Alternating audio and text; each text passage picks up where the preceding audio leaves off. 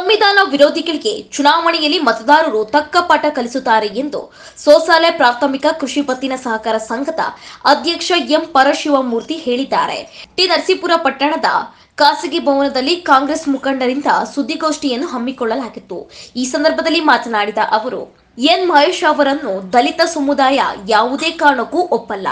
ಸಂವಿಧಾನ ವಿರೋಧಿಗಳ ಜೊತೆ ಸೇರಿಕೊಂಡು ಪ್ರಜಾಪ್ರಭುತ್ವವನ್ನು ನಾಶ ಮಾಡಲು ಮುಂದಾಗಿದ್ದಾರೆ ಎಂದು ಕಿಡಿಕಾರಿದ್ರು. ಇನ್ನು ಕಾಂಗ್ರೆಸ್ ಅಭ್ಯರ್ಥಿ ಸುನಿಲ್ ಬೋಸ್ಗೆ ಚಾಮರಾಜನಗರ ಜನತೆ ಉತ್ತಮ ಬೆಂಬಲ ನೀಡಿದ್ದಾರೆ. ಇಡೀ ಕ್ಷೇತ್ರವೇ ಕಾಂಗ್ರೆಸ್ ಪರವಾಗಿದೆ. ಸಿದ್ದರಾಮಯ್ಯ ಕೊಟ್ಟ ಗ್ಯಾರಂಟಿ ಯೋಜನೆಗಳು ಜನರಿಗೆ ತಲುಪಿದೆ. ನೇರವಾಗಿ ಚುನಾವಣೆಯಲ್ಲಿ ನಮ್ಮ ಅಭ್ಯರ್ಥಿಯನ್ನು ಎದುರಿಸದೆ ಅಪಪ್ರಚಾರ ಮಾಡಲು ಮುಂದಾಗಿದ್ದಾರೆ. ಎನ್ ಮಹೇಶ್ರಿಗೆ ಜನ ಮನ್ನಣೆ ಇದ್ದಿದ್ರೆ ಅವರೇ ಚುನಾವಣೆಗೆ ನಿಲ್ಲಬೇಕಿತ್ತು. ಒಳ್ಳೆಯ ಪದಾರ್ಥ ಕೆಟ್ಟ ಪದಾರ್ಥ ಯಾವುದು ಎಂಬುದನ್ನು ಜನ ತೀರ್ಮಾನ ಮಾಡುತ್ತಾರೆ. ಸಂವಿಧಾನ ವಿರೋಧಿಗಳಿಗೆ ಚುನಾವಣೆಯಲ್ಲಿ ಮತದಾರರು ತಕ್ಕ ಪಾಠ ಕಲಿಸುತ್ತಾರೆ ಎಂದು ವಾಗ್ದಾಳಿ ನಡೆಸಿದರು. ನಾವು ಒಳ್ಳೆ ಪದಾರ್ಥ ಕೆಟ್ಟ ಪದಾರ್ಥ ಅನ್ನೋದನ್ನ ನಾವು ಸೃಷ್ಟಿ ಮಾಡ್ಕೊಂಡು ಅವರು ತಾವೇ ಮಸಿ ಬಳ್ಕೊಂಡಿದ್ದಾರೆ. ಅವ್ರ ಮುಖಕ್ಕೆ ಅವರೇ ಮಸಿ ಬಳ್ಕೊಂಡಿದ್ದಾರೆ. ದಲಿತ ಸಮೂಹ ಏನಿದೆ ನಮ್ಮ ಕ್ಷೇತ್ರದಲ್ಲಿ, ಚಾಮರಾಜನಗರ ಕ್ಷೇತ್ರದಲ್ಲಿ ಎಂಟೈರ್ ದಲಿತ ಲೀಡರ್ಸ್ಗಳು, ಆಮೇಲೆ SC/ST ಲೀಡರ್ಸ್ಗಳು ಎಲ್ಲರೂ ಅವ್ರನ್ನ ವಿರೋಧ ಮಾಡ್ತಾ ಇದ್ದಾರೆ. ಅವ್ರನ್ನ ತಾಕತ್ತಿದ್ದಿದ್ರೆ ಪಾರ್ಲಿಮೆಂಟ್ ತಕ್ಕ ಬರಬೇಕಾಗಿತ್ತು ಟಿಕೆಟ್. ಅವ್ರ ತಾಕತ್ತಿಂದೇ ಇರೋದ್ರಿಂದ ಅವರು ತರಕ್ಕಾಗಿಲ್ಲ. ಅದರಲ್ಲೇ ಗೊತ್ತಾಗುತ್ತೆ ಎಂತ ಏಡಿ ಮಹೇಶ್ ಅಂತ.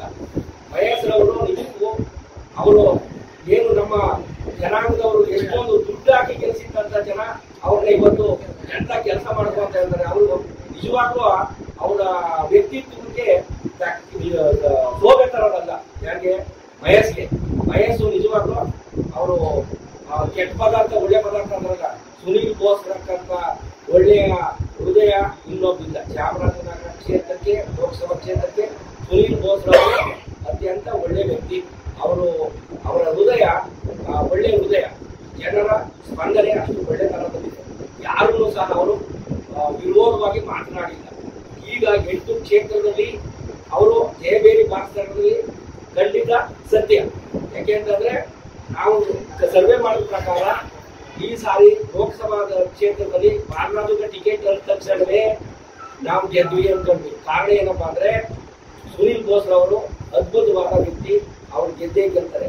ಜೊತೆಗೆ 3ನೇ ತಾರೀಕು ನಾವು ನಾಮಿನೇಷನ್ ಫೈಲ್ ಮಾಡಕ್ ಹೋದಾಗ ಒಂದು ಶುಭ ಸಂಕೇತ ನಮಗೆ ಕಾಣ್ತು ಮಾಧ್ಯಮದಲ್ಲಿ. ಏನಪ್ಪಾ ಅಂದ್ರೆ ಬಿಜೆಪಿ, ನಾನು ಕೊನೆ ತನಕ ಅಲ್ಲೇ ಇಬ್ಬರು ಎಷ್ಟು ಜನ ಸೇರಿರುವಂತ ನೋಡ್ಕೊಳಕ್ಕೆ, ಬಿಜೆಪಿಯವರ 4-5ರ ಪಟ್ಟು ನಾವು ಜಾಸ್ತಿ ಇದ್ವು.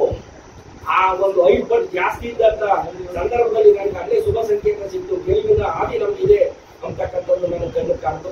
ಅದರಿಂದ ನಾವು ಈ ಬಾರಿ ಲೋಕಸಭಾ ಕ್ಷೇತ್ರದಲ್ಲಿ ಕಾಂಗ್ರೆಸ್ ಪಕ್ಷ ಸುನೀಲ್ ಬೋಸ್ ಗೆದ್ದೇ ಗೆಲ್ತಾರೆ.